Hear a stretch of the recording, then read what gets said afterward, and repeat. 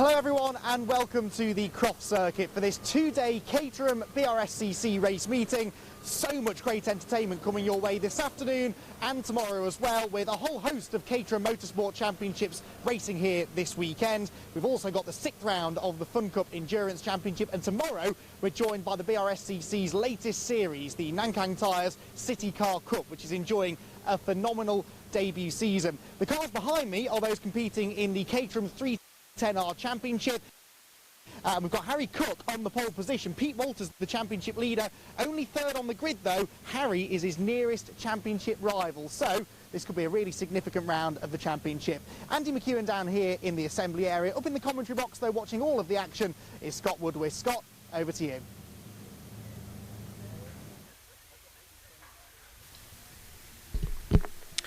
Yes, thank you very much, Andy, and good morning, everybody. Welcome to not only Croft Circuit here trackside, but also on the BRSCC live stream as well. We're looking forward to 2 days of fantastic racing, as Andy said, and we are getting ready to start racing here with our first of our 4 Caterham Championships that are competing this weekend. The first of which is the Caterham 310R Championship, which is the fastest Caterhams that you'll see all weekend.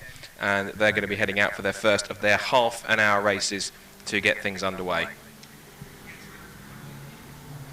So as the car make their way around onto the formation lap for round to the grid for their first race, we'll be able to give you the grid for them very shortly. But just to recap these cars, these are essentially the same cars that you would find that have been going up through from the Academy all the way up through Road Sport, 270s and into that 310R Championship. This is the ultimate evolution of what starts out as a Caterham Academy race car, and these cars carry a 1.6 litre Caterham Ford Sigma engine, around about 152 brake horsepower. They feature a limited slip diff and Avon ZZS track tyres. They weigh about 620 kilograms, and they are pretty rapid little bits of kit. Of course, the Caterham's been around for decades. It's been one of those refined small kit cars that's been building and building into its own right, and Caterham now as a brand has now become so strong that it has plenty of international bases, lots of international dealers, and in many cases always provides some great racing up and down the order. So as the cars then make their way around onto the round to the grid, we will now be able to give you how they sit as they come round for this first race of the weekend. And looking at the grid, it's set to be Harry Cook that will start on pole position. He took pole by quite a margin, by almost about over 3 tenths of a second from David Yates on the front row of the grid. So it'll be Harry Cook and David Yates who line up on the front row. David Yates, one of his better qualifying performances, starting in second place. The second row of the grid is Pete Walters, and he will start, he's the current championship leader coming into the weekend. He will start alongside Lars Hoffman. And Lars, who has been a 2-time champion in the last 2 seasons. He was Road Sport champion in 2019 and 270R champion in 2020, and now he'll be looking to try and, he's been trying to push on to try and get up there as high as he can, but he's currently sat at the moment, coming into the weekend on drop scores with 108 points in 8th, whereas the leader, Pete Walters, is on 144 after drop scores. So the second row is Pete Walters and Lars Alexander Hoffman. Third row is Andy Lees in car number 2, and Lewis Thompson, who pretty much has been the driver to watch out for, because he's been charging his way up through the field, and that's the car to watch out for. Only qualifying 6th, so he's making some real progress up the order with some fantastic race victories in recent times. Row 4 is Harry Landy, and he will start alongside James Wingfield on the 4th row. Then it's Jeff Price and Gary Curtis who will round out the top 10. Andrew Murgatroyd on the 6th row then comes next alongside Douglas Christie, followed by Stephen Metcalf and Dave Bullock, then Chris Welch and Sam Bailey, and then Henry Williams, who will start at the back of the grid after he had an off in qualifying on his very first flying lap. He won't thank me for reminding me of that one, and he will start from the back after getting out there and doing 3 laps to get himself towards the grid.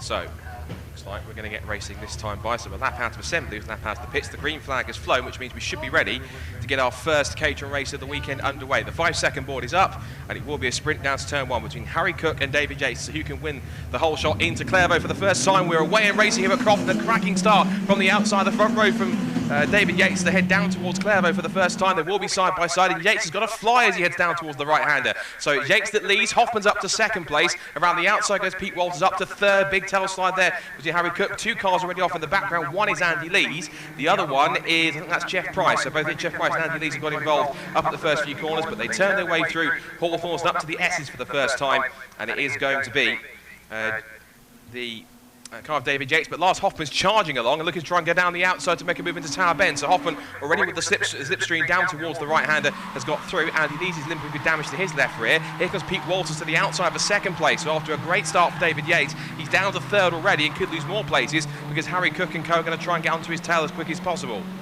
So out of Tower Corner, up for the Jim Clark S's for the first time. Looks like Hoffman's got the advantage, but Walters is there in second. Of course, Walters, as we said, comes into the weekend leading by 13 points on drop score, so he's going to try and get as many points as he can because we're into that crucial point of the championship now. We've got this weekend and 2 more, particularly at Snetterton, and then we have Cadwell Park to finish off the season. And this is going to be where it's all critical to score those vital points because drop scores will come into play in those last couple of rounds, and it really can make the difference between winning the championship or find yourself back down the order. Into the complex for the first time. It's Hoffman that leads, Walters second. It's then third place for David Yates. Fourth up there is now Lewis Thompson. He's certainly not one to watch out, but he's in the sort of orangey, sort of brownie, iridescent coloured car in fourth position. Wide there for Pete Walters on the exit of the hairpin, and straight back through has gone David Yates in second place. But there are yellow flags, double waved yellows. It might be possible for the stranded car of Andy Lees because we saw that car was struggling earlier on, so he might be in trouble. Hoffman leads the way though.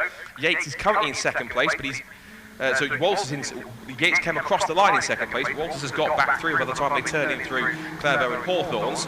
Thompson's into fourth, Cook is fifth, but it's Wingfield, Landy, Murgatroyd, Sam Bailey, who's in his first Caterham racing weekend, I believe this weekend. He's an ex-Mazda racer.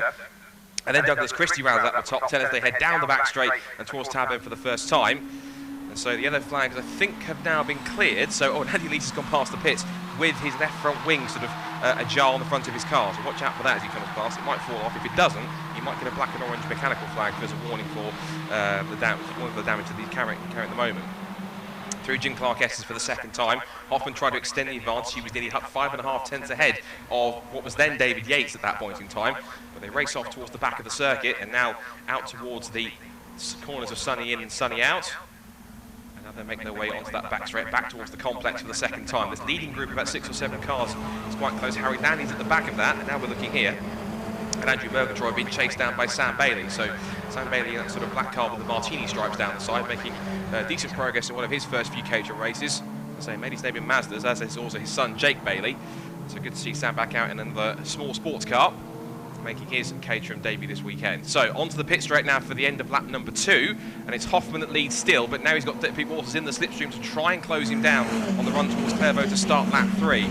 So fast and frantic at this first point in time, and of course it's going to be tricky for these drivers because they qualified in essentially bone dry conditions. We have had that small sprinkling of rain. It's now down the inside where Pete Walters tried to make it stick, ran wide on the exit, and Hoffman went straight through on the undercut, so back into second place. It might have killed his momentum a little bit, but now as Thompson's now into third place past Yates, he'll be trying to charge through. He's been doing the winning all through the last few races of the season.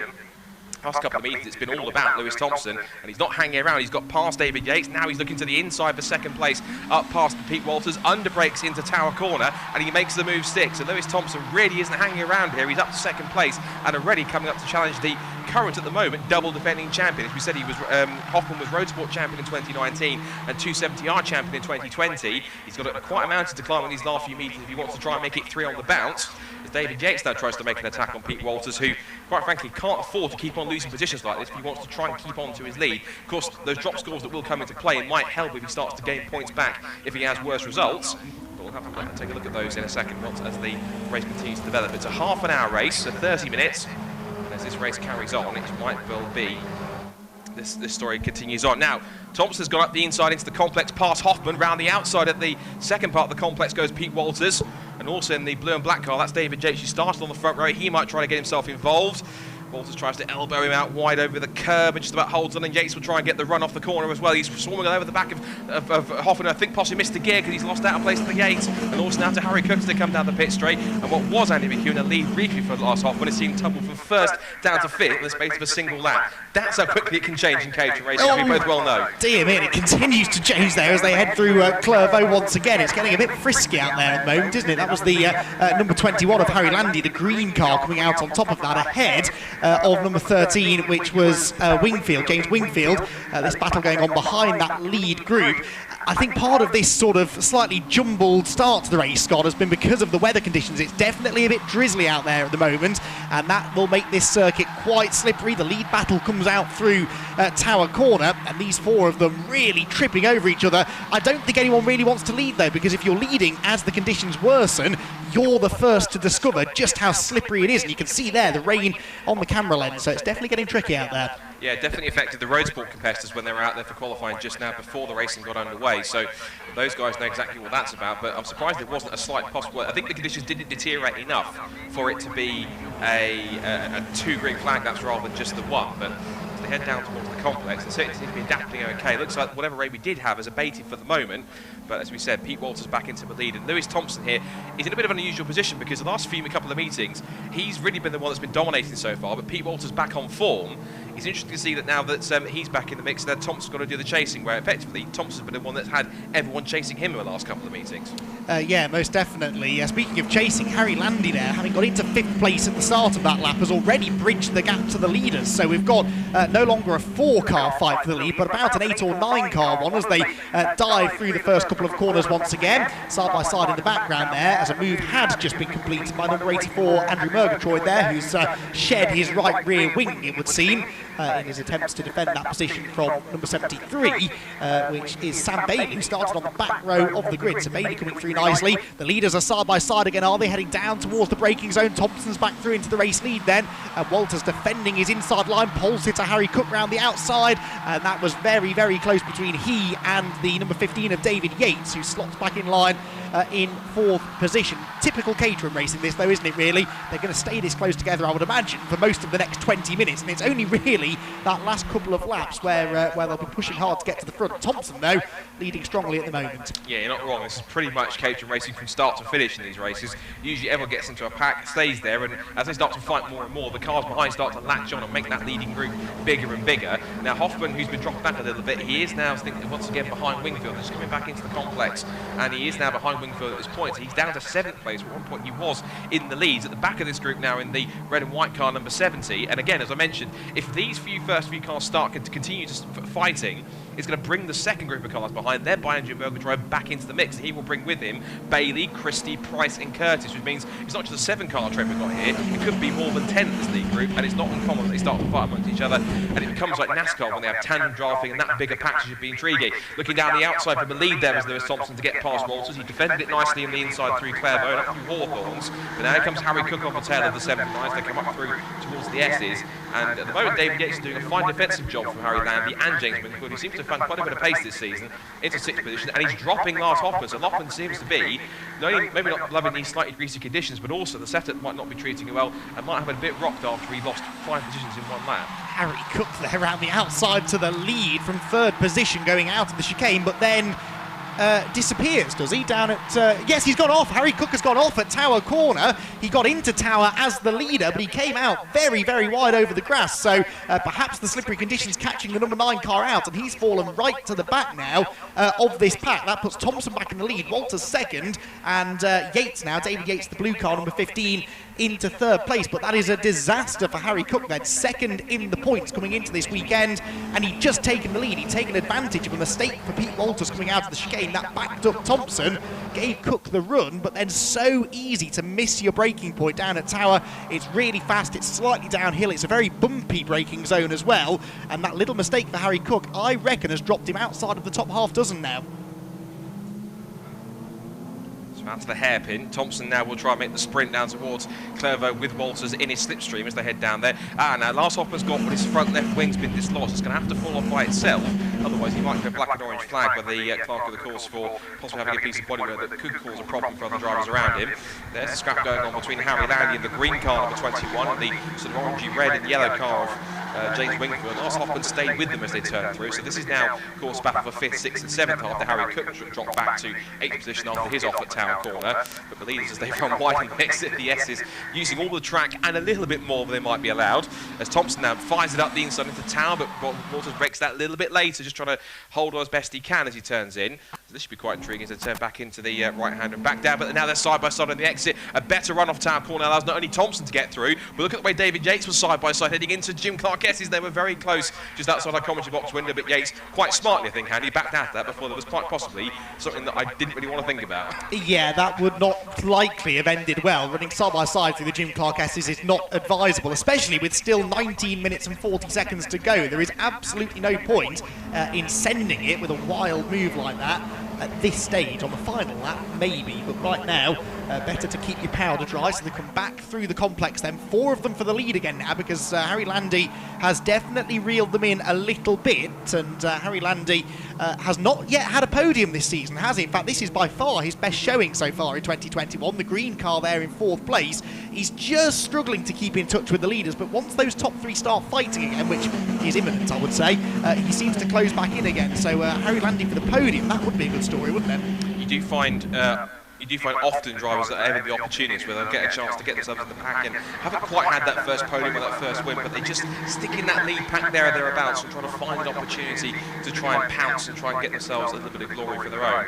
They come out of the S's now onto the back straight, and again, a couple of cars running a little bit wide as they start to close in, and now we see Yates has got a double toe from Walters and Thompson as those two start to go into combat again. Walters fires it back down the outside, but Thompson, ever defiant on the brakes on the inside, holds on, but we know how strong the undercut is on the exit of that corner. Yates is trying to come back at Walters. He's trying to put himself just about alongside to come up towards the S's. We're looking back there, I think that's Jeff Price getting involved there with Sam Bailey as they come up through the Jim Clark S's again, and they're side by side almost with the lead as Walters gets right onto the tail underneath the roll cage of Lewis Thompson, back through Barcroft and up towards Sunny in and Sunny out. So Thompson back in that lead position, but not as commanding as we've seen in the last few races, and that's crucial particularly if Walters wants to keep himself in touch to hold on to his championship lead, but also if Thompson wants to keep himself in contention to potentially steal this championship, as he's not that far away on drop scores, but actually he leads on drop scores, forgive me. They were a little bit sort of jumbled up, so Thompson leads by 7 points from Walters, so every point that Thompson can take from Walters now gives him a much better chance of getting the title as we come into these last couple of rounds. The problem for Lewis, though, is that he didn't race at Donington Park the season opener, so he missed those 3 races. Now, they become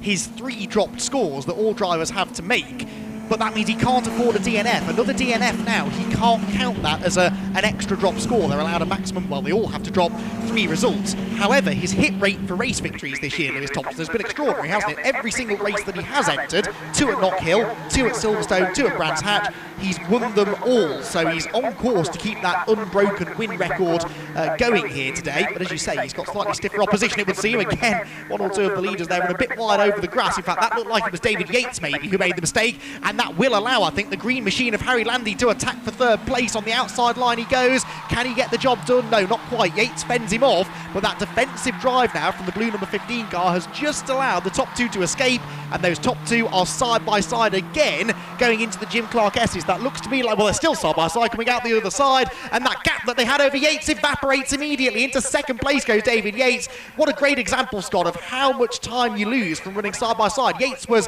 what, 3/4 of a second behind them going out of Tower. A corner later, he's into 2nd place. It's tally-ho time for David Yates at this point. He's absolutely flying at this point. And we saw the opportunity, and almost felt just carved away through, like, excuse me, Peter, out of the way, I'll come through, even if it is at Jim Clark S's. So David Yates is certainly going for it. He's a popular figure in the paddock, and I'm certain that if he does get the victory here, it will certainly be a popular victory amongst everyone, both his competitors and those within Caterham, because he is someone who quite a few people like as a character. He is on the tail of Lewis Thompson as they come out of the hairpin. Now they're going to head down. They're all in with 1 big toe here. The biggest beneficiary of this big toe is going to be Harry Landy. He'll get a triple toe from the 3 cars in front. Whether he can make a pass or not remains to be seen. So they head down towards Clairvaux, possibly in the mix here, but no one's making a move and just keeping the powder dry here. No one was close enough to make that pass and make that dive up the inside to move a little bit further up alongside. They turn up through Hawthorns now for the 10th time in this first race of the weekend for the CaterhamSeven 310R Championship. Thompson's still in command, but David Yates, who we know is very strong off the corners, has got the mother of all runs now to look up the inside line. Look at the way he's got that straight line pace down towards Tower Bend. He's up the inside. Thompson, as he goes deep, he's not going to be able to hold on to this one as they turn in. Not only is Yates going to get through, but Walters goes, if you can leave the door open, Lewis, I'm just going to come past every single day of the week. And they're going to be side by side again. Oh, I almost can't watch. Here comes Harry Landy as well. This could be interesting. Yeah, he is alongside the third, but bails out of it. It's Yates that gets the lead, though, from Lewis Thompson. So David Yates and Lewis Thompson, two part-timers, really. Neither of them have competed in every round this year. David Yates, though, has got one podium to his credit, a third place at Silverstone, yet to win in 2021. But he finds himself at the point now. Also, keep an eye to the car, I think, yes, right on shot there. Harry Cook going up the inside of Harry Landy. So Cook has finally got himself back into this group now after his off at Tower. He's in 6th place as they come through the complex, and he's now starting to think about moving into contention once again. Do not count Harry out of this race. We've still nearly got half of it to go, Scott. And also, so I wouldn't count out either the guys in 6th and 7th, which is Harry Cook, who is recovering after that off he had earlier on at Tower Bend. And also, this man, Lars Hoffman, had a bit of an up and down race in this first part, but the second part, he might come a bit stronger now he's in that leading pack. Now there's a, oh, it's up the inside goes David Yates. He's done the move up the inside, under brakes into Clairvaux. Through goes David Yates. So Yates is up into the lead now at the expense of Lewis Thompson, and now it's James Wingfield taking up the mantle, because watch him in 4th position. He's moved past Harry Landy. He's now into that deep inside that top 5 position, and he is now right on the tail of these 3. So genuinely, any one of these 7 cars could at least find themselves on the podium, let alone win this race. And that's what makes it so fascinating. 14 minutes to go. There is no telling who the favourite is at this point. Oh, Yates and Thompson side by side. Every time they arrive at Tower Corner, I'm convinced one of them is about to fire themselves off into the farmer's field, but somehow they all just about get it stopped. Harry Cook, by the looks of it, is into 5th place now, so he's ahead of Harry Landy. So Harry Cook then, second in the points, as we've said, winless so far this year, though, thanks in no short part, I'm sure, to Lewis Thompson's dominance over the last 3 events. But Harry Cook is really looking to try and get that first victory and properly cement his place as a championship contender. That off at Tower didn't help him, but there he is. Look, the number 9 car heads up the back straight towards the complex into the top 5. His next target then is going to be James Wingfield, who started this race 8th, by the way, the red car with the yellow highlights and the yellow roll cage. He's in 4th position now. It really goes to show that qualifying only tells half of the story. Towards the hairpin they go then, seeing very little overtaking into the hairpin so far, because they all know that they can rely on that slipstream down the back straight into Tower to do most of their overtaking. So that is definitely going to be the crucial part of the circuit, I think, on that final lap, Scott. Yeah, particularly with the potential to try and outbrake your rivals, that sort of tight hairpin. Even though it is quite a slow corner, the opportunity for drivers to try and sneak up the inside and make a last-minute dive is always possible, particularly if we're close enough. So definitely watch out for any last-minute moves if we do get them in that last complex before the checkered flag. And of course, there's the long sprint down the pit straight, which, like in Tower Bend, we'll see drivers trying to break the toe as much as possible. We could see a photo finish, as it's always possible in Caterham races, every single time we do get them out on track. 12.5 minutes to go. David Yates is back on the attack. He's now back behind Lewis Thompson now, up the inside of Harry Cook. The recovering Harry Cook has gone James Wingfield. Just got in front of James Wingfield. That was very close. That always made a little bit of touch, the sort of rear end to front nose. And these front noses can dislodge a little bit easier if you get too much, if you bump them too much. But Thompson now back in that lead position. But again, as I said earlier on, not in the dominant position that we've seen in times before. These guys are giving quite the runaround in what's already this exciting first race, and there is still 12 minutes to go, so there's quite a lot that can change and will change if Harry Landy keeps running wide like that, exiting Sunny out as Hoffman goes to tail him down towards the complex. So all sorts going on in these top 7, but so far at the moment Thompson back in front, but Yates and co are certainly on the prowl, and at any moment, any corner, they could pounce and possibly take it back from him.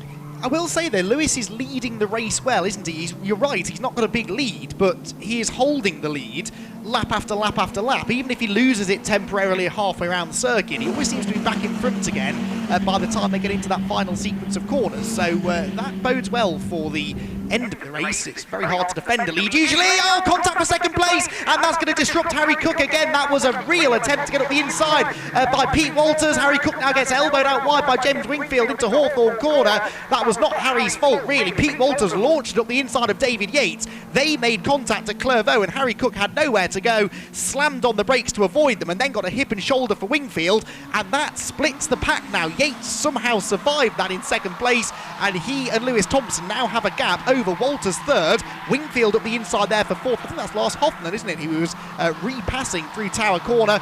and poor old Harry Cook, through no fault of his own, has it all to do again. Yeah, for the second time already this morning, so must be thinking it's Groundhog Day, thinking, oh, I've been here once before, I'm going to try and do it all again now.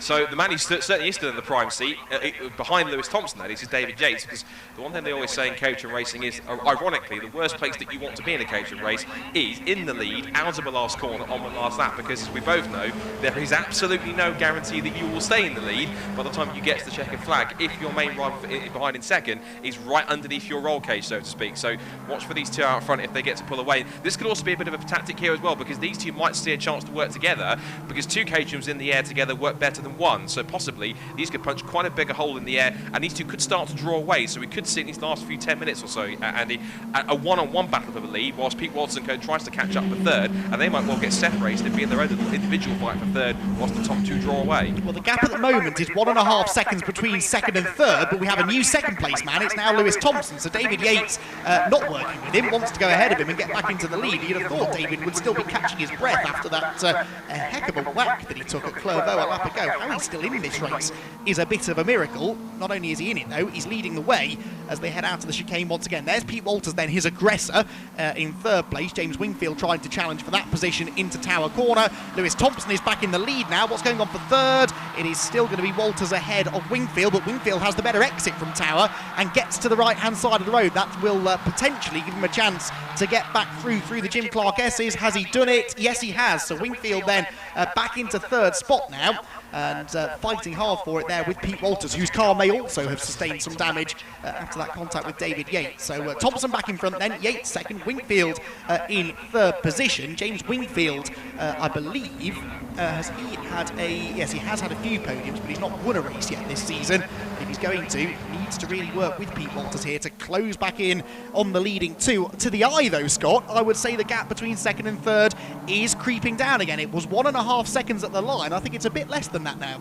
Well, it might not creep down too much more if Wingfield keeps on battling with Pete Walters, unless he starts to drag the rest of the pack with him. He might just start signaling to Pete, don't fight me, let's go and try and catch the cars in front of us, because if we don't start to work together, they're going to start pulling away. The gap now across the line has gone from what was 1.5 down to 0.7, so I think they have started to get the message a little bit as they come down back towards Clervaux. Lap 15 with about just 8.25 minutes to go. There's Harry Landy then just ahead of Lars Hoffman, and then recovering Harry Cook, who's in that position again for the second time. He's going to do it all again, try and pick his way back through the order, as David Yates has now hit the front. So Yates has got past Thompson. That must have been on the exit through Clervaux and Hawthorns, but Thompson will come back at him on the back straight as they come down towards it. You're just seeing there Wingfield. There's the leaders. Back down the outside goes Thompson, gets the lead back before they even turn in on the brakes through Tower. But now James Wingfield is in the mix in car number 13. He says 13 is an unlucky number as he comes down towards it. Oh, one car's off the road. Is that Hoffman? I think that's Lars Hoffman's off the road. I recognise the motor on the back of that car. It is parked on the run down towards Tower. Looking outside of our window, it might be just parked behind the marshal's post, I think,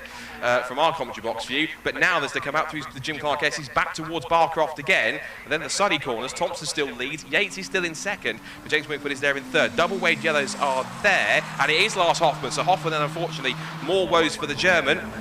He's out of the race, unfortunately, in the closing stages. That will mean, unfortunately, Andy, he's already had a couple of non-finishes so far this season, so therefore that's not going to do his points title or his potential title chances any good whatsoever.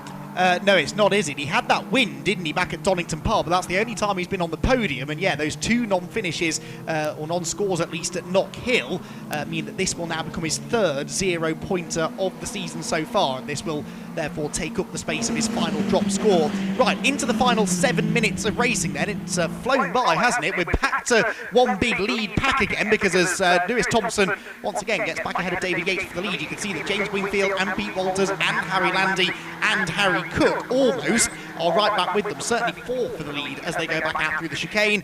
And Lewis Thompson continues to be the man that can stay out in front. He may well lose the lead down the back straight here. Actually, no, David Yates, oh, he couldn't because there are yellow flags out, so he will not lose the lead this time, Lewis Thompson. But he always seems to be able to get back ahead when it counts at the end of the lap. And it doesn't matter on that last lap whether you lead through the first two-thirds of it. You only have to have the lead out of the final corner and across the line. So Lewis Thompson, I think, has... it's definitely his race to lose at the moment, unless Yates and Wingfield and Walters can shuffle him back in the pack a bit. But so far, that hasn't happened.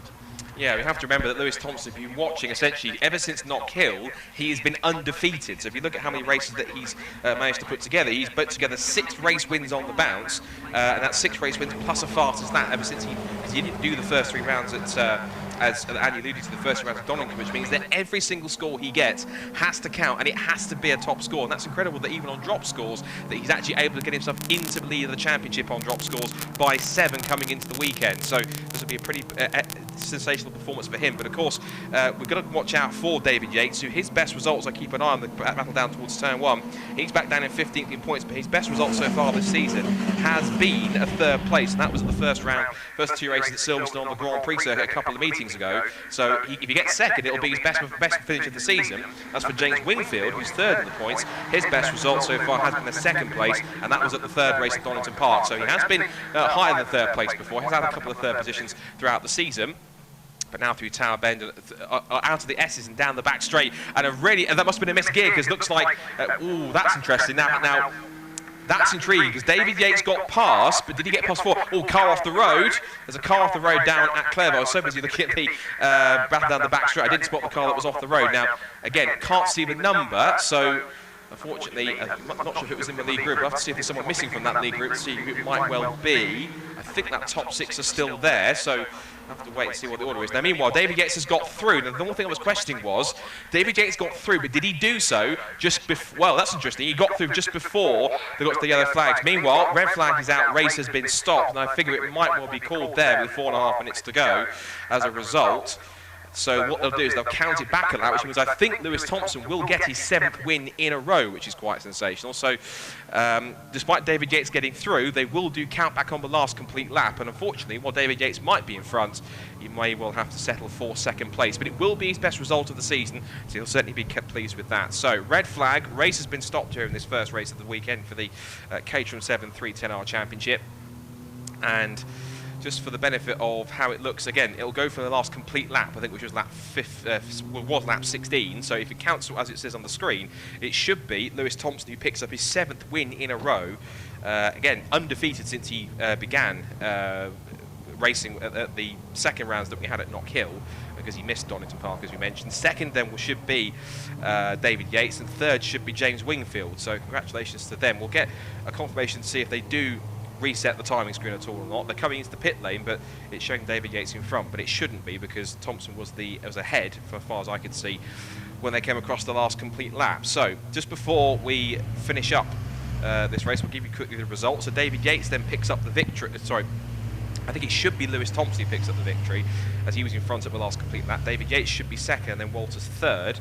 It's then, Wingfield 3rd, Walters 4th, Harry and Andy is 5th, and then from Cook in 6th position, Murgatroyd 7th, and then it's Jeff Price 8th, Douglas Christie 9th, Alan Curtis in the top 10, then it's Welch, Metcalf and Bullock.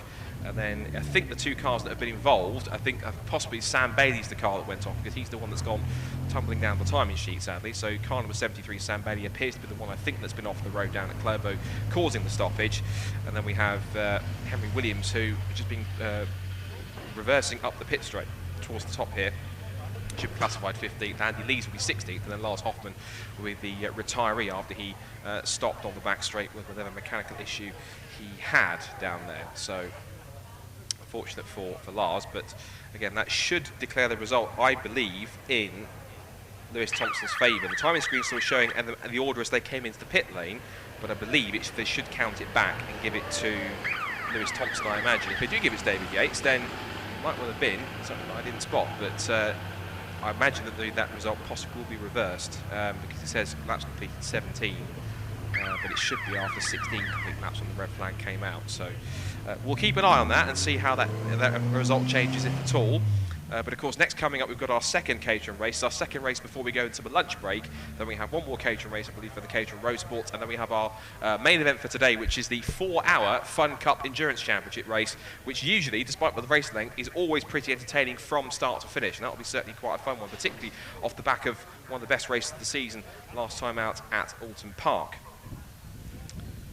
So cars have made their way down toward the assembly area. We'll be heading, at least on our live stream coverage. If you want to watch the live stream coverage, we'll be able to throw down to Andy McEwen, who'll have a chat to a couple of the drivers on the live stream for the next race, which will be the CaterhamSeven 270R Championship, I believe. I will just double check that on my timetable.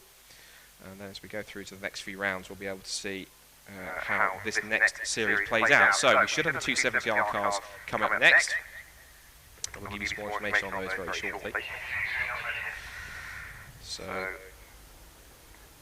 just to check the timetable, just to make sure where we are. So, yes, 270Rs will be next, then we have our lunch break, and then we have our sport and African endurance. So, just to recap on the live stream for our results, it's then showing, as I predicted on the counter lap back, so it's Lewis Thompson that's declared the winner by virtue of being in front of the last complete lap. David Yates is second, then it's James Wingfield third, Pete Waltz is fourth, and Harry Landy is fifth. Then it's Harry Cook, Andrew Murgatroyd, Jeff Price, Douglas Christie, and Sam Bailey will be classified 10th, as he was in 10th before he went off. Then it's Alan Curtis, Henry Williams is 12th, Welch is 13th, then it's Bullock, Metcalf and Lees, and the only car we didn't have running was Lars Hoffman, who stopped on the back straight down towards Tower. So Thompson then does indeed pick up his 7th win of the season, in a row we should say, because ever since he joined, we have to wait and see. So we're going to hand down to Andy, who's going to have a chat to some of our 270R drivers before they get underway for their first race of the weekend on the live stream here at Croft Circuit.